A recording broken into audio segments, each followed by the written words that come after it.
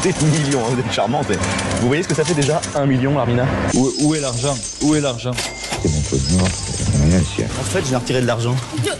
Amis, ouvrez vos cœurs, non n'ayez pas peur, l'argent ne fait pas le bonheur. Shut up and take my money. Évidemment, on parle de rugby, mais on parle aussi de Flouze, de Simflouze, même si vous avez déjà joué aux Sims, de thunes, de ronds, voilà, d'euros ou de dollars. Mais là, pour le coup, on va parler de, voilà, la moula, exactement, Quentin Cavanis. Là, on va parler de moula. Alors là, il y en a beaucoup. Le Qatar qui pourrait mettre 1 milliard, hein, sur la table pour recevoir les finales de la Ligue des Nations. Qu'est-ce que c'est que cette histoire, Philippe Spanghero? Et je sais que c'est un sujet que tu as suivi depuis un petit moment. Mais d'abord, on va rappeler quand même la Ligue des Nations. Ça devrait se mettre en place très prochainement. C'est déjà validé. Mais alors, les contours de ce milliard sur la table, explique-nous. Alors, pour repréciser d'abord de quoi il s'agit, la Ligue des Nations, c'est cette Coupe du Monde des clubs. Donc, l'idée, c'est que tous les 4 ans, les phases finales du championnat de la Champions Cup de l'hémisphère nord avec les Sud-Africaines, donc on ne peut plus appeler ça complètement l'hémisphère nord. Là, c'est la Ligue des Nations des nations. Là, c'est les nations. La Ligue des Nations. C'est la deuxième compétition. Pardon, je faisais la mauvaise interprétation. Donc c'est la fameuse Ligue des Nations. Donc c'est ces 8 pays qui vont se retrouver sur des phases finales. Pardon, parce que j'étais. On n'est pas en direct. Ah bon? Alors, je vais relancer. Alors, la Ligue des Nations, ça va être une compétition qui va avoir lieu pour remplacer les tournées. C'est une belle noyade. Pour remplacer les tournées, donc des tournées dans le nord et dans le sud. Je faisais la mauvaise explication, mais qui va être remplacée et qui a vocation, en effet, on en a déjà parlé, à créer une compétition entre les meilleures nations de la planète, qui viendrait venir créer une nouvelle compétition entre le tournoi destination et le Super Rugby et le Rugby Championship. Donc ça, c'est une volonté depuis longtemps. On le sait, le problème du rugby, c'est de trouver de nouvelles ressources économiques en jouant avec les calendriers. C'est pour ça que je me suis mélangé les pinceaux avec le sujet de l'EPCR. Et donc sur la Ligue des Nations, là, il y a une nouvelle qui est incroyable. C'est la nouvelle du Qatar, donc de mettre 1 million pour les 3 prochaines éditions pour accueillir du coup les finales et les 1 milliard sur les milliard. C'est ça qui est fou. C'est le milliard. Alors, c'est beaucoup d'argent, 1 milliard quand même. Ce serait, si je me trompe pas, 250. Alors, c'est le pays, donc le Qatar, qui promet environ 250 millions d'euros de retombées par édition. Donc, il y a 4, c'est tous les 2 ans. Donc, du coup, sur les 8 années, ça ferait 1 milliard au total. Alors, je pense qu'ils gonflent un poil les prix. Dans le rugby, on connaît un petit peu, on sait comment gonfler les prix, mais enfin, quand même, c'est colossal. Parce que 250 millions par édition, c'est une Coupe du Monde, quoi, limite. Non, mais il faut se rendre compte des échelles. C'est-à-dire qu'aujourd'hui, à l'échelle de World Rugby, les bénéfices d'une Coupe du Monde, c'est moins de 200 millions par édition, tous les 4 ans. C'est-à-dire qu'aujourd'hui, le rugby mondial a ça pour vivre, puisque World Rugby ne fait pas de bénéfices, reverse ses résultats pour la cause du développement du rugby. Donc aujourd'hui, on parle d'une solution qui va amener plus que ce que rapportent les Coupes du Monde tous les 4 ans, tous les 2 ans. Donc ça peut complètement révolutionner le rugby. Donc il y a 2 questions qui se posent. Il y a une question philosophique, parce que dès que le Qatar intervient financièrement dans un sport, il y a plein de questionnements légitimes derrière, le soft power, etc., qui est très à la mode. Aujourd'hui, il faut quand même se dire que on a en plus de gros enjeux environnementaux, que le Qatar permet de régler une partie de cette question-là en n'étant pas tout à fait à mi-chemin, mais on sait que c'est un très gros... Et le Qatar est déjà dans le rugby, hein. Oui, alors il est déjà dans le rugby. Après, la vraie question, c'est on a quand même en tête ces Coupes du Monde de foot avec des supporters payés. Bon, il y a quand même tout un tas de limites sur ce qu'on peut attendre quand on est un supporter de rugby et quand on a l'image de ce que représentent les fêtes autour des grands événements sportifs. Mais en tous les cas, moi je dis depuis très longtemps que le Qatar va jouer un rôle dans ce nouveau rugby. Qui est devenu un rugby de fuseau horaire et plus un rugby d'hémisphère. On met souvent sur la table le sujet des enjeux environnementaux et toutes les équipes aujourd'hui qui participent, les Sud-Africains qui participent à la Champions Cup et des nations du Sud quand elles viennent, elles font des stops au Qatar. C'est un très gros hub. Donc aujourd'hui, le Qatar est un point de passage de toute façon pour tous les acteurs du rugby. Et donc aujourd'hui, est-ce que c'est raisonnable et est-ce que l'économie du rugby justifie de donner 1 milliard d'euros de façon intrinsèque? La réponse est non. Donc il y a autre chose derrière en termes d'attente de la part du Qatar. Il y a un enjeu de volonté de préempter un nouveau sport. Et bien sûr, et Philippe, quand même, pour que tout le monde ait les mêmes clés, donc ce sera à partir de 2026, une année sur deux ensuite, eh bien, le Qatar qui recevrait les 3 jours de compétition, donc il y aurait des matchs de classement et eh bien la finale donc de la Ligue des Nations. Vous savez, cette Ligue des Nations, elle va remplacer les tournées estivales dans le sud et les tournées d'automne dans le nord. Voilà, on aura une sorte de Ligue des Nations comme on a connu en fait avec le football. Hein. Terminer les matchs amicaux, on serait totalement sur une Ligue des Nations. Et ce qui est ma foi pas inintéressant. Mais là, c'est sur ces 3 jours-là. Le Qatar estime pouvoir, eh bien, calculer 250 millions de retombées par édition. Ça me paraît quand même absolument hallucinant. Alors, non, mais ça n'a aucune réalité économique. Non. Oui, voilà. Ça n'a aucune réalité économique.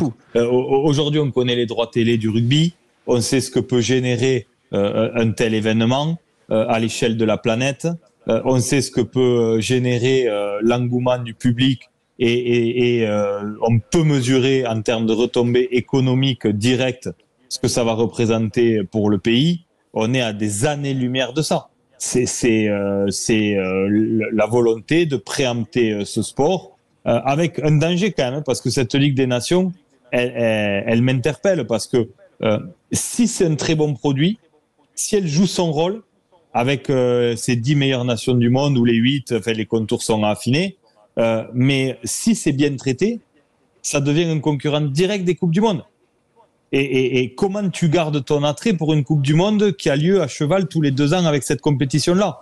Et donc c'est compliqué parce que tu peux pas la traiter au rabais, surtout en plus si tu fais des annonces comme ça et que le Qatar met les moyens, c'est pour avoir un événement qui a une dimension planétaire. Et à la fois, après géographiquement, le Qatar, ça a du sens. Hein. C'est à mi-chemin. Voilà.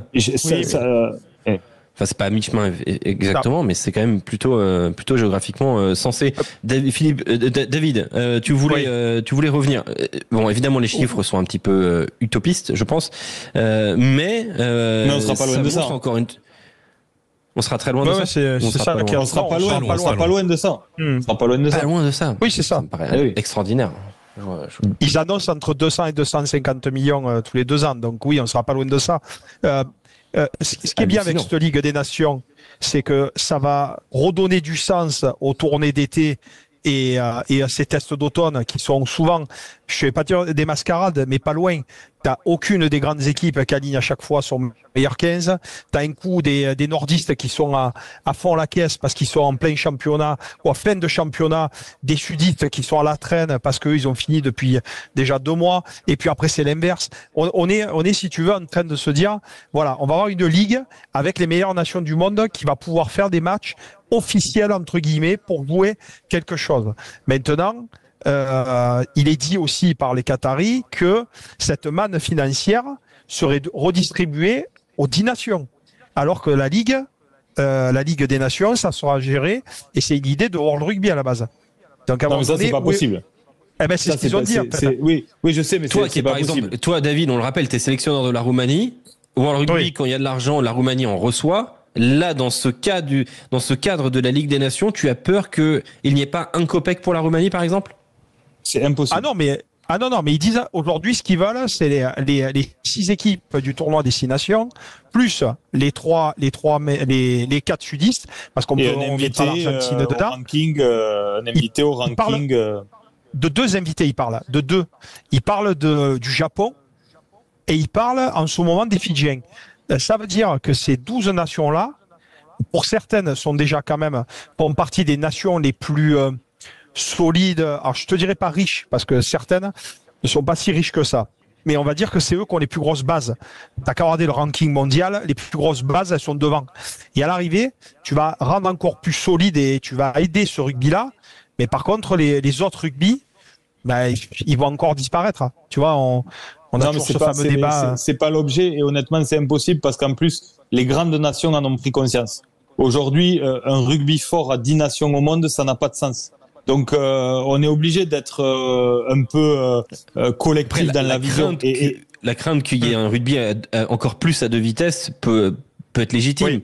Mais il va falloir non, mais elle est légitime, mais de toute façon, la porte d'entrée, c'est World Rugby. C'est World Rugby qui a les droits. Donc, in fine, qui donne son accord ou pas. Donc, après, il y a des sociétés commerciales en dessous de tout ça, qui font la promotion, qui gèrent l'économie autour. Mais ça se fait avec l'aval de World Rugby. Et c'est inentendable que le gâteau se partage en 10. Je comprends les Qataris parce que, en fait, la plupart de nos sujets, ils se règlent avec des prize money.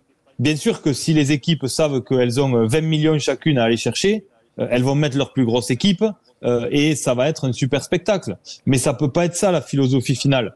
Il faut bien sûr qu'une partie importante aille à ces équipes-là qui créent le spectacle et qui créent l'économie, mais qu'il y ait une redistribution égale pour contribuer à accompagner le développement des nations du 2e rang et du 3e rang.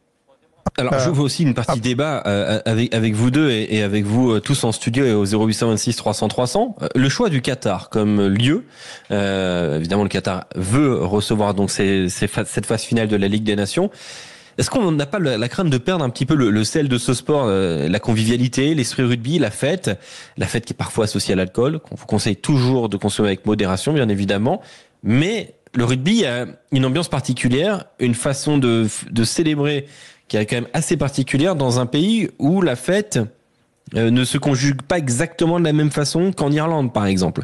Est-ce qu'il n'y a pas la crainte de deux mondes pas faciles à associer quand même, Quentin Cabanis? Je sais pas, parce que si on fait le parallèle, on avait peut-être les mêmes craintes sur la Coupe du Monde de foot et au final ça s'est très bien passé.